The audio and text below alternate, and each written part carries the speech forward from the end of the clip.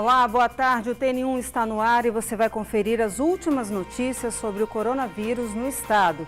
Aqui no estúdio com a gente o médico Ricardo Tristão Dias, que tem mestrado e doutorado em infectologia. Além da área da saúde, o TN vai esclarecer também as suas dúvidas na área do direito.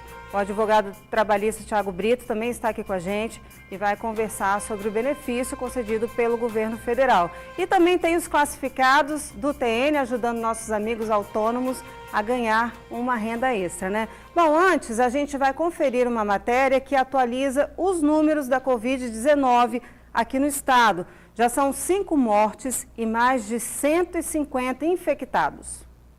O Espírito Santo registrou nesta semana as primeiras mortes provocadas pelo coronavírus. Até o último boletim divulgado pela Secretaria de Saúde do Estado, 5 pessoas morreram e 153 casos foram confirmados. 50 pessoas continuam internadas. Todos temos o risco de adoecer e também de morrer para essa doença. É óbvio que quanto mais velho, mais idoso a pessoa, mais chance de ter uma doença que pode influenciar na sua evolução da doença. A gente ainda está estudando, recolhendo informações acerca do estado de saúde dessas pessoas para ver se alguma doença prévia que eles tinham contribuiu para o óbito em razão do Covid-19. Pensando no fortalecimento do isolamento social, o governador Renato Casagrande anunciou novas medidas. Entre elas, a suspensão das aulas, que foi ampliada até o dia 30 de abril. Uma suspensão das aulas ou as atividades pedagógicas não presenciais. Estamos, então, estendendo ou assinando um novo decreto para que isso vá até o dia 30 de abril. Então, o mês de abril, ainda com essa decisão, para que a gente possa avaliar um pouco adiante o que fazer.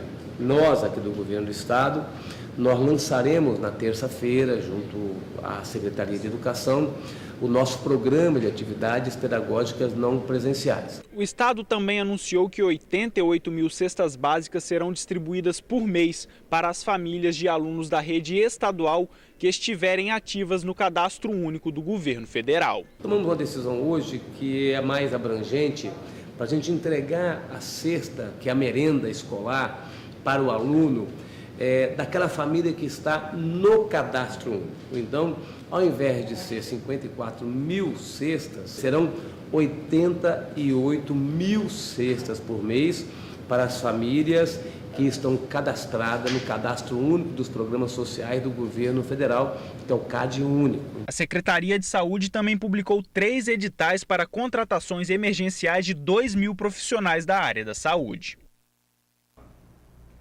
Tá, então já são 5 mortes pela Covid-19 aqui no estado, entre as vítimas jovens e idosos. A gente tem que se cuidar mesmo, né? É por isso que nós convidamos o doutor Ricardo Tristão, que tem mestrado e doutorado lá na Fiocruz, doutor? É isso que o senhor falou para mim? Mestrado eu fiz aqui mesmo e o doutorado foi na Fiocruz, né? E na área de dengue, vírus também, mas um outro tipo, né? Infectologia, né? Isso, mas que a gente também precisa cuidar muito agora, né? Não só do coronavírus, como do vírus da dengue também, porque também tem uma epidemia agora acontecendo. A gente tem até uma pergunta de um telespectador aqui, ó, que é do Fábio, do bairro Divino Espírito Santo, lá em Vila Velha. É exatamente nessa linha. Ele diz que tem chikungunya e pergunta se tem um risco maior dele contrair a Covid-19 por causa disso. Não necessariamente não tem essa associação. Mas a gente tem que aproveitar e pedir às pessoas que agora é uma época que a gente tem que... todo mundo vai ficar mais em casa, então a gente precisa cuidar muito das águas empoçadas, das coisas que... enfim, a gente vai ficar em casa, então vamos lá no quintal, vamos olhar como é que está, se tem algum acúmulo de água lá, para não ter dengue nem chikungunya. A Covid é uma coisa, Covid-19, dengue e chikungunya é outra, mas lembrando que a dengue tem mortalidade, tem uma mortalidade grande, a chikungunya, recentemente atendi um paciente, as pessoas quase não conseguem andar direito, às vezes, por causa disso. Então a gente tem que cuidar de uma coisa, mas cuidar da outra também. E aí tem uma outra pergunta do telespectador sobre cigarro. Fumante, está perguntando se isso pode colocá-lo no grupo de risco para contrair o coronavírus. Então, os pacientes com doenças crônicas, eles estão entre os pacientes que têm grupos de risco e os tabagistas, aqueles que têm a pneumopatias crônicas, né, que a gente chama de DPLC, também estão entre os grupos de risco. Então, o cigarro ele causa um mal, assim, diversos problemas de saúde, inúmeros problemas de saúde. Então, a ideia, assim, de fato, é que o cigarro ele pode sim estar associado ao uso crônico com uma piora do quadro, não uma piora da evolução do quadro do Covid-19. Tem que tentar se segurar, então, quem é fumante aí agora. O máximo mais do que possível, nunca, né? O máximo possível por essa e por inúmeras outras, como cardiopatias, vasculopatias. Então, o cigarro realmente só traz benefício. Agora, uma outra pergunta de uma amiga do TN, ela escreveu para a gente assim, ó, estou querendo engravidar, devo esperar essa pandemia passar, doutor? Olha, isso é uma coisa de cada um, mas a gente não sabe ainda a extensão do Covid-19 em termos de implicância clínica, evolução, transmissão vertical. A gente já viu que tem dengue, chikungunya que pode ter uma transmissão vertical, mas a gente não sabe. Então, talvez seja mais interessante esperar um pouco por prudência, que é uma época que a gente tem que ter muita prudência, a gente tem que ter, porque os conhecimentos eles estão sendo construídos, as pesquisas estão sendo feitas, então a gente precisa de ter muita prudência agora. Essa transmissão vertical que o senhor mencionou, só para quem está em casa entender, teria como explicar? A transmissão da mãe para o filho. Então, por exemplo, a pessoa que tem dengue, ou tem uma chikungunya, na fase aguda ali, assim, na hora de ter filho, alguns dias antes de ter filho, pode passar para o nenenzinho também. E a gente não sabe ainda direito como essa transmissão poderia se dar no caso do Covid-19. Né? Eu, pelo menos, não tenho conhecimento e a gente, estudos novos, confirmatórios, com casos, com N maiores, com um número de pessoas maior, estão em curso. Mais prudente, então, seria ela esperar para engravidar, né? Pela prudência. Pela prudência, né? Agora a pergunta vem da Janine, ela disse que ela é cardíaca, já fez 2 cirurgias, ela é lá de Cariacica, trocou a válvula, garantiu que está em isolamento social e mesmo assim pergunta o que ela pode fazer mais para afastar esse coronavírus.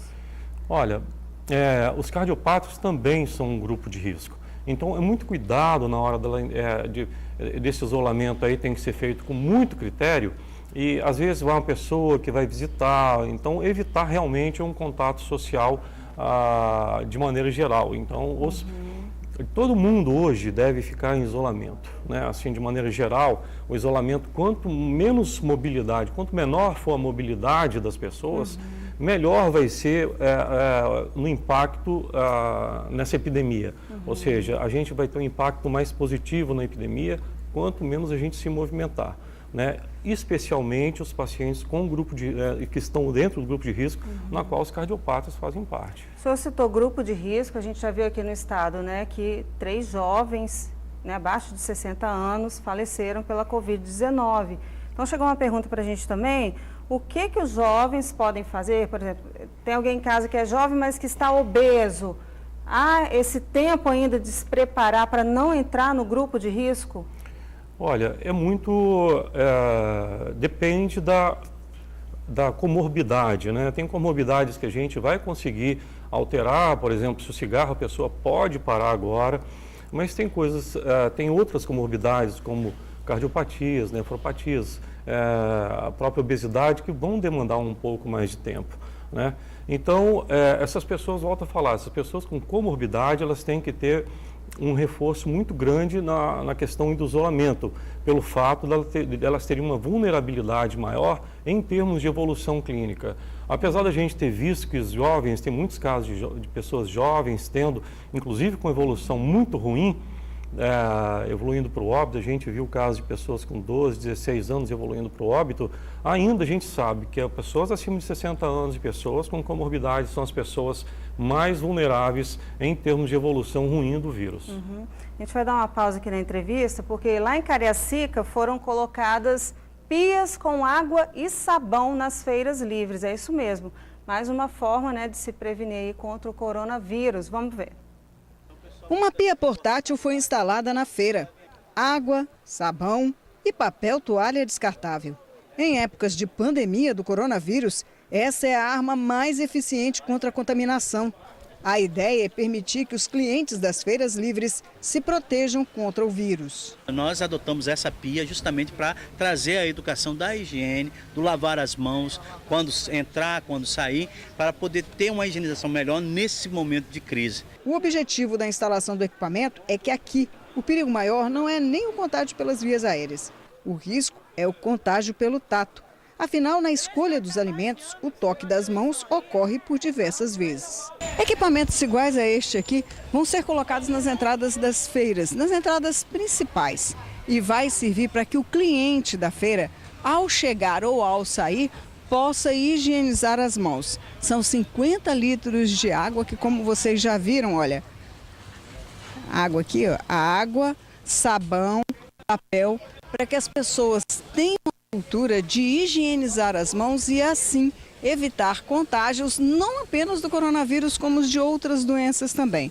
Agora, o problema é que tem muita gente na feira que passou pelo equipamento e nem reparou que ele estava aqui. Não vi. Não reparei não. Não vi, não. Foi lá em cima, não vi não. O que a senhora acha da iniciativa da prefeitura de colocar uma pia com água, sabão para as pessoas higienizarem as mãos? Muito legal. Na verdade, isso tinha que ter sempre, né? Que a gente, na verdade, a gente não tem o hábito de fazer isso. Então, assim, isso tinha que ter sempre. Até nos supermercados, até Itacibá já colocaram. Para prevenir, né? Esse vírus está aí solto aí, né? Não sabe quem tem, né? Pode ser contactado, né? É bom a gente prevenir, né? Muitos não estão acreditando no que está acontecendo, mas a gente tem que ver que as epidemias fora dos países são muitas coisas ruins, vários caixões sendo carregados, pessoas cremadas depois de morto, né? Nem o familiar pode chegar perto, não, isso não é bom para nós não. Mas Dona Marinete, 70 anos, não perdeu tempo, viu? Ao ver a pia, tratou de higienizar as mãos. É boa a ideia, até que estão fazendo alguma coisa pelo povo. A senhora sabe direitinho como fazer aqui, né? Não tocar na pia, na torneira, depois de higienizar as mãos. Ah, é. A gente tem de sempre usar o braço, né? Para poder não se contaminar outra vez, né? Ela veio à feira acompanhada do filho e era o tempo todo vigiada por ele. A iniciativa da pia agradou aos dois. Ela é muito teimosa, né? Eu estou aqui trazendo ela aqui, ela não queria nem usar máscara, mas tem que usar, né? Para se prevenir, né? Infelizmente a gente está lidando com uma coisa que a gente não está vendo, né? Concorda comigo? Então aí tem que trazer ela aqui e cuidar direitinho dela, né? Para todo mundo é novo, então a gente fala com o consumidor e eles às vezes, não, tá bom, que tal, quando eu voltar eu lavo. E muitas das vezes não tem a percepção da gravidade do que nós estamos vivendo, né? É uma situação que fora daqui, nos outros países, está muito grave, mas nós estamos tendo medidas que estão sendo tomadas pelo nosso governador, pelos prefeitos da Grande Vitória, e nós estamos aqui trabalhando para poder cumprir aquilo que pede a organização. Isso aí, né? Olha, enquanto uns se dedicam à prevenção do coronavírus, outros não estão muito preocupados, não. Olha aí, lá em Vila Velha, o dono de um quiosque foi preso por desrespeitar o decreto estadual que determina o fechamento do comércio. O quiosque fica na praia de Itaparica. Segundo moradores, o local ficou aberto a semana toda. Na noite de ontem, a Guarda Municipal prendeu o proprietário por não respeitar a ordem que visa evitar aí a aglomeração, né? Ele foi autuado por desacato, resistência, ameaça e crime contra a administração pública. O dono do quiosque foi levado para o Centro de Triagem de Viana. Eu vou voltar aqui então com o doutor Ricardo, que é infectologista. A gente tem mesmo que evitar a aglomeração. Esse tipo de atitude aí que visa talvez promover uma aglomeração, nesse momento, tem que ser evitada. Sim, as pessoas às vezes ficam muito preocupadas com a questão financeira e econômica. Isso é normal, a gente de uma certa forma até entende, mas agora o melhor caminho é de fato o isolamento social. Entendeu? Então a gente precisa ver e todas as medidas que estão no entorno do isolamento social, como essas questões de higiene que já estão sendo muito discutidas. Então a gente vê que não tem dúvida que haverá perdas nessa epidemia. A gente vai ter perdas, haverá perda de trabalho, haverá perdas financeiras. Agora a perda que a gente não vai conseguir recuperar depois vão ser as perdas das vidas. Então, é muito importante agora a colaboração e a contribuição de todos para evitar a aglomeração e a promoção da aglomeração, né? E aí, nessa linha que o senhor está nos orientando, eu queria que o senhor desse um recado para os idosos, né? Que a gente viu na reportagem, até o filho falando, Ah, minha mãe é teimosa, quer vir à feira sem lavar a mão, sem se cuidar. Os idosos, a gente já fez muitas matérias de idosos nas pracinhas, jogando baralho, sem máscara de proteção. Esse momento realmente tem que entender que tem que ficar em casa. Sim. Os idosos, eles estão dentro do grupo de risco. Então, a gente vê que existe um percentual a mais de evolução ruim dentro de cada categoria, diabéticos, nefropatas. Os idosos, eles têm 15% de chance, pacientes acima de 80 anos, 15% de chance de evoluir para o óbito, de morrer, se eles tiverem coronavírus. Então, é muito importante que eles fiquem em casa, que obedeçam, mas é muito importante também que os jovens, os filhos, os familiares dêem uma assistência psicológica, ligando para os idosos, uma assistência também de comprar comida, de comprar medicamento, levar lá, higienizar de maneira adequada, se comportar para também não trazer da rua para os idosos. Então, isso é muito importante que todos... Esse contato que o senhor mencionou hoje com a tecnologia, a gente pode até passar a fazer mais vídeos, chamadas, né? Para tentar amenizar a solidão dos idosos, porque tem muito idoso reclamando que não vê neto, que eles têm essa necessidade de abraçar. Então, os filhos também passar a usar mais as tecnologias? Então, a solidão e a depressão é uma coisa importante, deve ser considerada nessa população. E hoje a gente tem que usar toda a tecnologia possível para aproximar as pessoas de uma forma ou de outra. Então, colocar por vídeo, colocar os netos sempre em contato com os avós, estar sempre conversando, sugerir um filme, ou seja, estar presente na vida dos idosos de alguma forma para poder minimizar esse fato aí da solidão e da depressão que eventualmente já pode atingir essa população nessa faixa etária. Agora aqui uma outra pergunta que chegou para a gente é o seguinte, o senhor enviou dizendo assim, eu lavo a minha mão antes de sair de casa. Então, quando eu chego ao supermercado, quando tem que ir ao supermercado, à feira, eu já não me preocupo mais. É correto isso, doutor? Olha, toda higienização, ela é bem-vinda, né? Então, a gente tem que saber se ele pegou ônibus, porque, olha bem, ele saiu de casa, pegou ônibus, ele já pode ter encostado em alguma coisa com contaminação. Então, onde é que ele vai passar essa contaminação? Então, a gente tem que ter muito cuidado na hora da gente se sentir seguro de não estar contaminado, porque qualquer toque, eventualmente, pode levar a uma contaminação. Então, todos os cuidados devem ser colocados. Inclusive, colocando aqui, ressaltando, que as pessoas só devem sair de casa para ir para o supermercado, para ir fazer compras, etc., em caso de necessidade.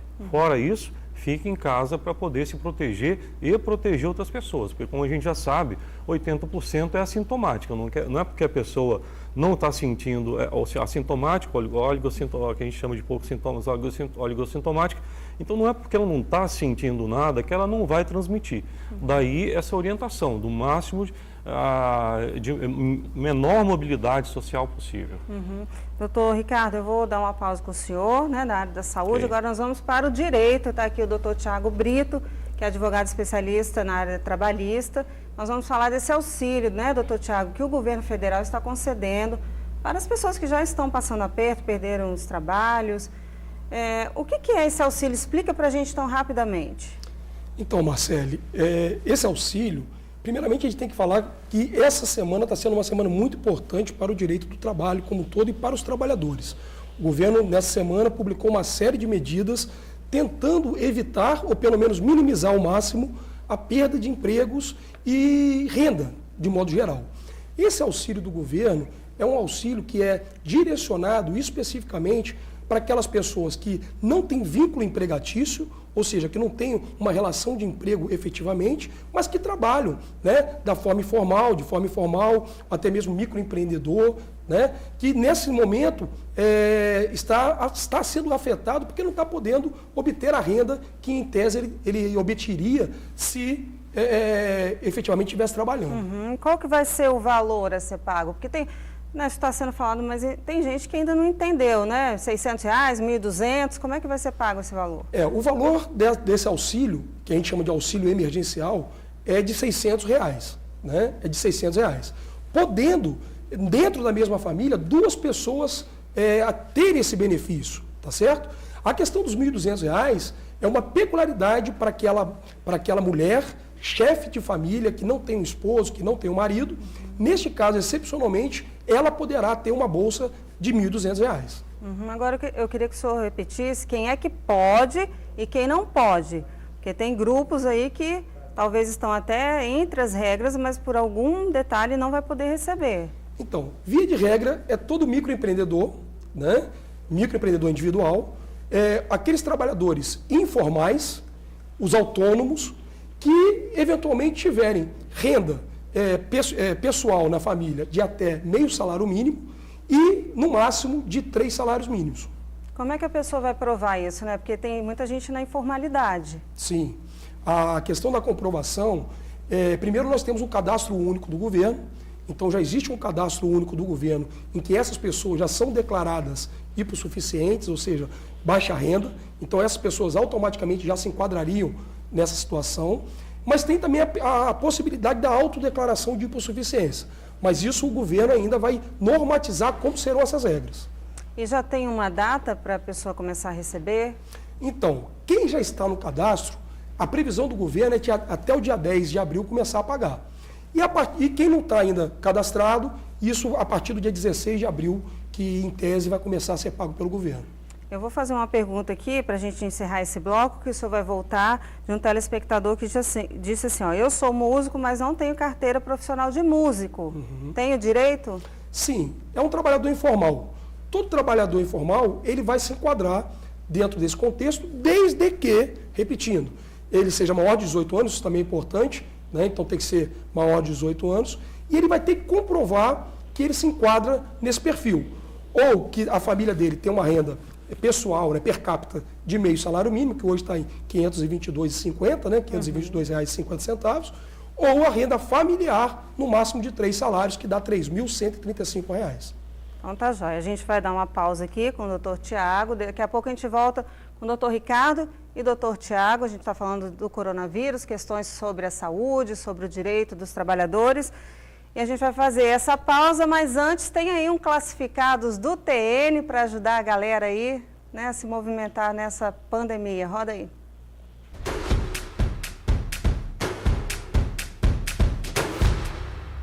Olá, sou Ramona, do Mona Trufados Gourmet.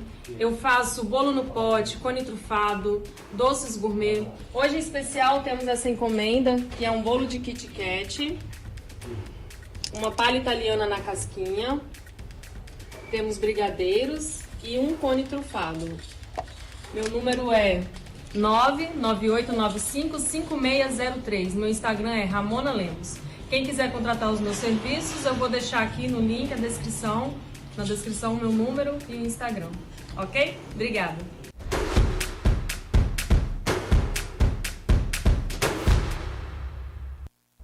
Legal, né, gente? Um docinho sempre bom.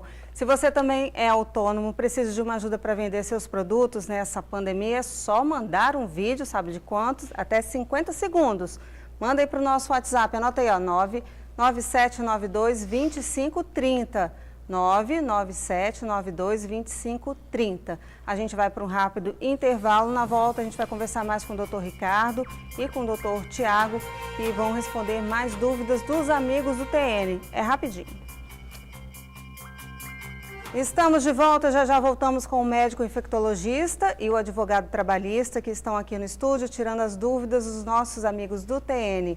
Agora a gente vai de polícia. Em Soteco, 2 jovens foram assassinados nessa noite.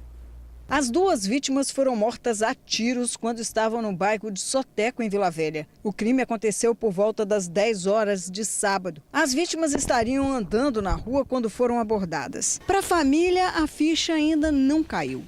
A mãe não consegue compreender o que João Pedro veio fazer aqui em Soteco.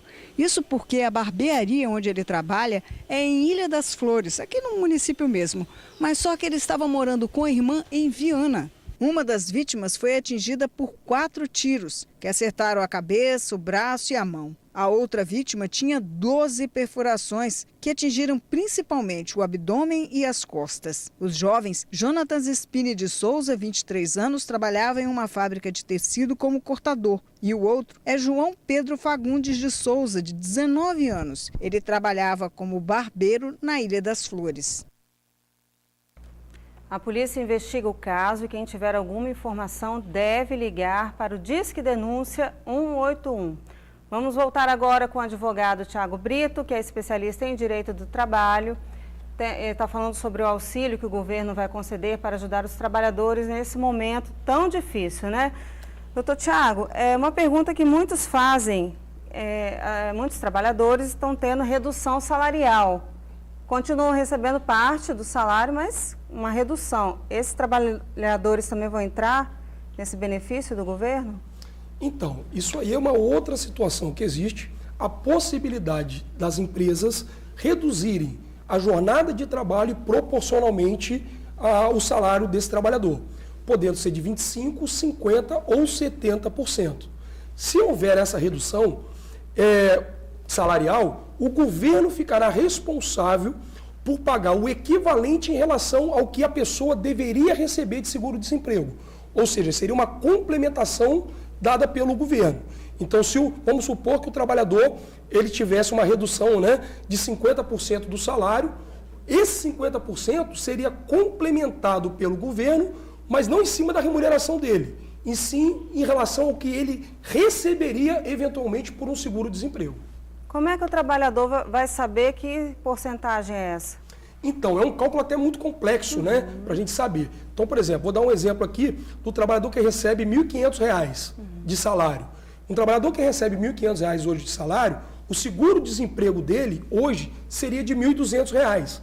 Então, eventualmente, se o empregador reduzir essa jornada dele de 50%, o empregador ele pagaria R$ 750 e o governo pagaria 50% em cima do que ele receberia, ou seja, em cima dos R$ 1.200. Então, no total, esse trabalhador receberia R$ 750 do empregador e R$ 600 do governo, totalizando R$ 1.350. Agora, quem se utilizar desse benefício de usar parte da aposentadoria, lá do auxílio, depois, futuramente, esse benefício vai ser integral ou vai ter esse desconto? Na realidade, é o seguro-desemprego. O seguro-desemprego ele é utilizado apenas para fins de cálculo. Então, não é que o seguro-desemprego vai ser afetado agora. Então, vamos supor que esse trabalhador lá na frente venha a ser demitido. Esse seguro-desemprego vai ser garantido para ele. O seguro-desemprego é apenas uma base de cálculo para saber quanto que o governo vai ter que complementar a renda desse trabalhador. E aí, falando de aposentadoria, que eu até citei equivocadamente, tem uma pergunta sobre isso. Alguma alteração em relação à aposentadoria? Não, a situação em relação à aposentadoria não. Se o sujeito já é aposentado, a pessoa já é aposentada, ela continua recebendo a aposentadoria dela sem problema algum. Não pode diminuir o valor? Não, em relação à aposentadoria não. Tá. Agora nós vamos falar de empregada doméstica, que é uma outra situação também, né? Muitos patrões pediram para ficar em casa, até para não ter contágio. E aí, tem que pagar salário? Não tem? Quando é que volta? Vai retomar o emprego? Então, essa medida do governo, essa medida também abrange os empregados domésticos. Então, o empregador doméstico, ele poderá também se utilizar, né, da redução salarial e, consequentemente, da redução de jornada, de 25%, 50% ou 70%, ou até mesmo conceder uma suspensão desse contrato de trabalho no período de até 60 dias. Agora aqui da Eliane, estou no seguro-desemprego, ela já está. E termina agora, em abril. Sou mãe solteira e eu que sustento a minha casa. Tem direito? Como é que faz? Então, quem está gozando atualmente do seguro-desemprego não vai ter direito a nenhum tipo de benefício nesse sentido, porque já está recebendo o seguro-desemprego. A partir do momento que esse seguro-desemprego for cessado, se ainda estiver dentro, né, desse período de calamidade, ela poderá se valer do auxílio emergencial, né, que nós falamos agora há pouco, dos R$ 600. Bom, doutor Tiago, muito obrigada pela sua participação. Se o senhor quiser continuar aqui com a gente, tá? Até o fim do jornal, de repente apareçam até mais perguntas aqui. Com certeza. E falando de trabalho, nós vamos chamar mais um TN classificados para dar aquela força para a galera aí. Pode rodar.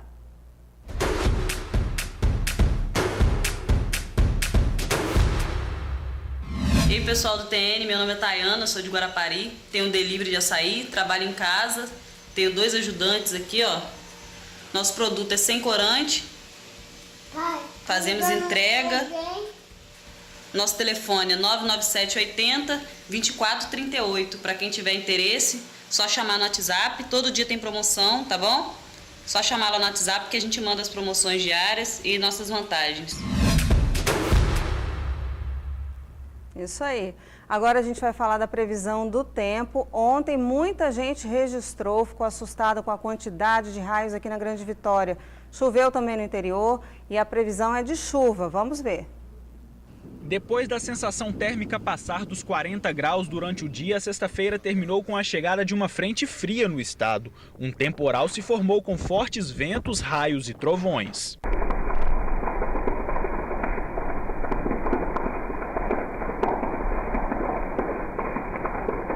Vários amigos do TN registraram a chegada das nuvens. Nas redes sociais, muitas pessoas também comentaram sobre a mudança repentina do tempo. Olha que doideira, cara. Eu nunca vi isso. Também não. Apesar do sábado ter começado com o céu menos carregado, a previsão é de chuvas ocasionais para hoje. O Incaper também disse que as temperaturas devem ficar mais amenas e que a chuva pode continuar no domingo. Apesar do tempo ter fechado, olha só que lindas imagens a natureza proporcionou. O amigo do TN registrou um incrível arco-íris que apareceu no fim da tarde de ontem em Vila Velha. Ao lado dele, a formação de uma mão, um espetáculo no céu que vem como alento para a alma em um momento de tanta preocupação.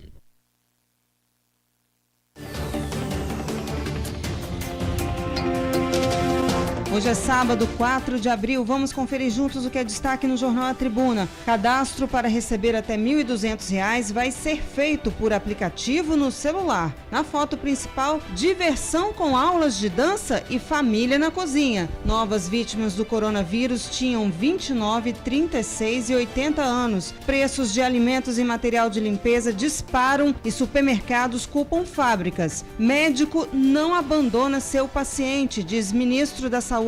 E ainda destaque no Jornal A Tribuna deste sábado. No AT2, a realidade está pior do que a fantasia. Escolas públicas e particulares sem aula até o dia 30. E Justiça manda reduzir aluguel de loja em 30%. A seguir, o Dr. Ricardo, médico infectologista, responde mais dúvidas sobre como a gente deve se prevenir contra o coronavírus. É rapidinho, a gente volta rapidinho. Estamos de volta e já vamos com o doutor Ricardo novamente, né? Doutor, toda a recomendação não é evitar aglomeração. Aí um questionamento, a gente está até debatendo aqui, sobre essas comunidades mais carentes, que já moram, né, uma casa colada na outra, dentro de um mesmo cômodo. Tem aí 8, 10 pessoas. Como é que essas pessoas vão se prevenir? Então, essa sempre foi uma grande preocupação nossa com relação à prevenção nessas comunidades. Quando as doenças infecciosas chegam, como chegou a dengue também, que também a aglomeração, adensamento foi um fator importante por causa da picada. Agora, essa convivência intensa é um fator muito importante. É importante que os governos garantam o acesso à água a essas comunidades. Isso é um dos fatores mais importantes. A pessoa tendo água e sabão, ela já vai ter um grande passo para poder fazer uma higienização ali adequada dela, dos ambientes, para poder evitar a proliferação, a contaminação desse vírus. Agora, na medida do possível, tem que existir um consenso. A pessoa, então, tem uma aglomeração, existe uma vulnerabilidade maior. Então, chegou em casa, também tem que tomar um banho, tem que ter medidas de prevenção na hora de tocar nas pessoas, na hora da convivência das pessoas, né? E usar fartamente água e sabão e, se tiver álcool gel, né, álcool, para poder evitar aglomeração. O senhor citou isso, pode continuar. Desculpa. E nas pessoas que realmente que tiverem tossindo com algum tipo de sintoma, usar a máscara. Ela tem que ser usada para evitar a propagação ali do vírus através da fala, através da tosse, de qualquer desses atos. usar a máscara, então eu vou fazer a pergunta sobre isso. Tem muita gente com dúvida. Né? Tem que usar, a hora que eu saio de casa eu tenho que estar com a máscara. Como é que eu uso a máscara? Eu já vi pessoas na rua usando a máscara assim, ó, embaixo do nariz. É assim mesmo? Tem que lavar, tem que jogar fora? Então, em cada momento da epidemia houve uma recomendação. A recomendação atual, e que eu acho muito interessante, eu estou muito de acordo, é que haja um maior número de pessoas usando máscara, mesmo que ela seja uma máscara caseira feita com pano em casa, etc. Né? O Ministério ele tem umas recomendações muito bem descritas já, como se fazer. E a gente tem vários vídeos aí no YouTube também que as pessoas podem aprender a usar.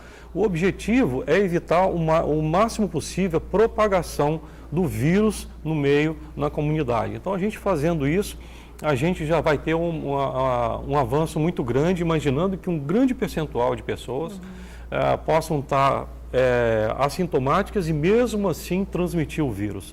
Com relação à durabilidade, o tempo que se deve ficar, em média de 2 a 3 horas, vai depender do quanto que a pessoa fala, do quanto de umidade que vai ter a máscara, da sujeira.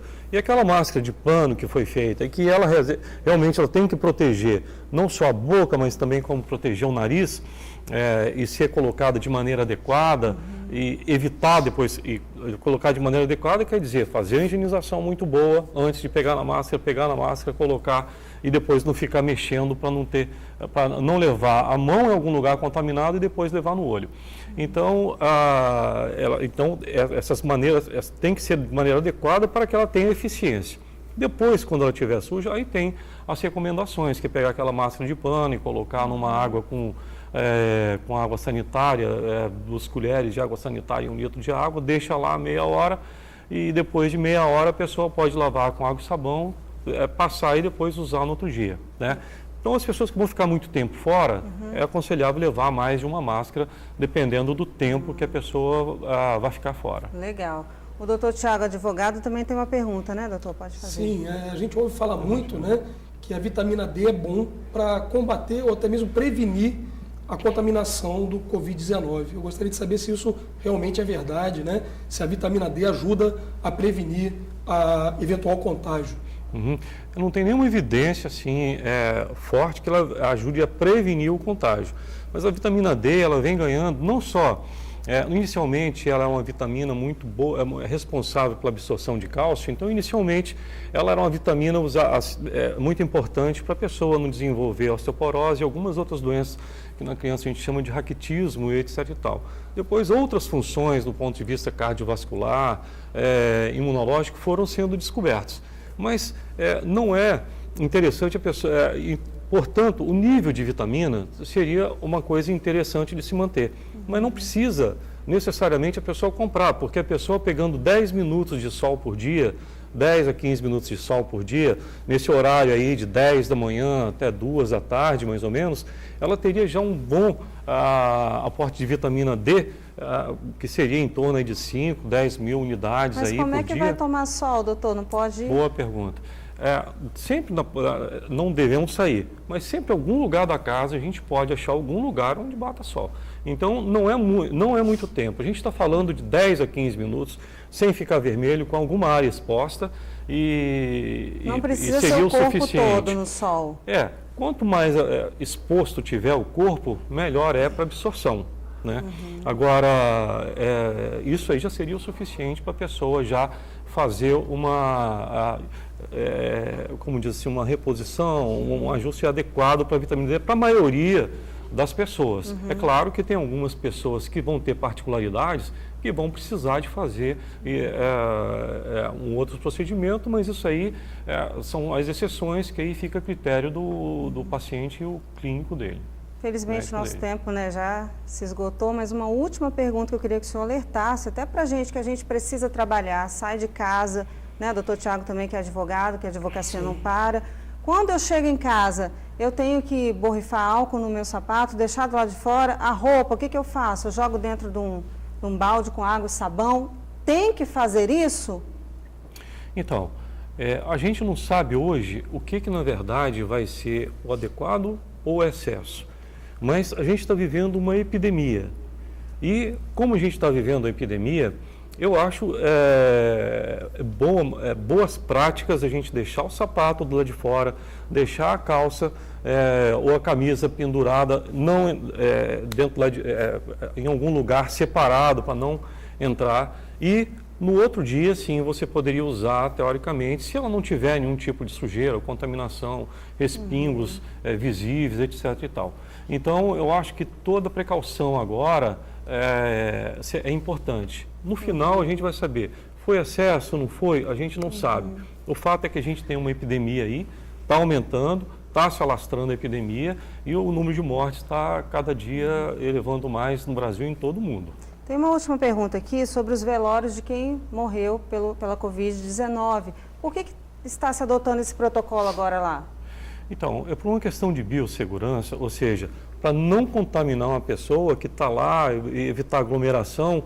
E a gente não sabe como é que foi feito os procedimentos ali, os procedimentos do próprio paciente, mas, como eu disse, a gente não sabe necessariamente o que é um excesso e o que não é, mas é prudente, é importante que as pessoas sigam as orientações do Ministério, principalmente para essas questões de biossegurança, onde haveria um potencial maior de contaminação. Entendi. Muito obrigada, tá, pela entrevista. O doutor Tiago também, que é advogado. Eu agradeço. 2 doutores que ajudaram muitas pessoas aqui, com certeza, tá?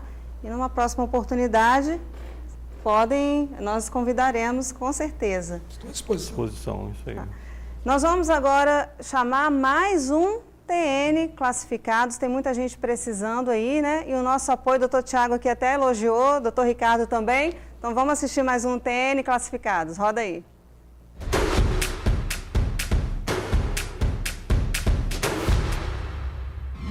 Boa tarde, meu nome é Elza, sou moradora de Vila Velha, em Soté. E eu faço salgados, faço coxinha, risole de queijo e presunto, bolinho de carne, enroladinho de salsicha, quibe, esfirra integral, esfirra normal. Faço também coxinha com batata doce, risole, o que a pessoa quiser, por encomenda. E se alguém quiser, é só me chamar pelo WhatsApp e entregamos no conforto de sua residência. Obrigada. Tá, então, dona Elza, o nome da minha mãe. Ali o número, acho que estava errado, é o 27, que ela disse que é de Vila Velha, né? Eu queria agradecer de novo aqui a presença do doutor Tiago, advogado, e o doutor Ricardo quer deixar um recado aí para a gente finalizar. Bom, a gente está numa epidemia.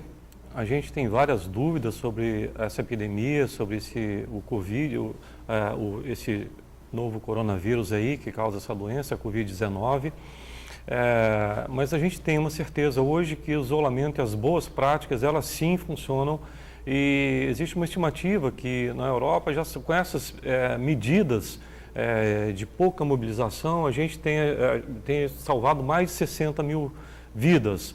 Então, a importância de cada um de nós fazer a sua parte, para que quando a gente chega no final da epidemia, a gente tenha certeza, tenha a sensação de que a gente fez o melhor que a gente pôde dentro dessa epidemia, para a gente, para os nossos familiares e para todo mundo. Isso aí, muito obrigada mais uma vez, tá? E a gente fica por aqui. Lembrando que às 7h20 temos um novo encontro no Tribuna Notícias, segunda edição. Ótima tarde para você, até daqui a pouco. E lembrando dos cuidados que o doutor orientou aqui, que todos os médicos estão orientando, né? Vamos nos cuidar, gente. O momento é para nos cuidarmos.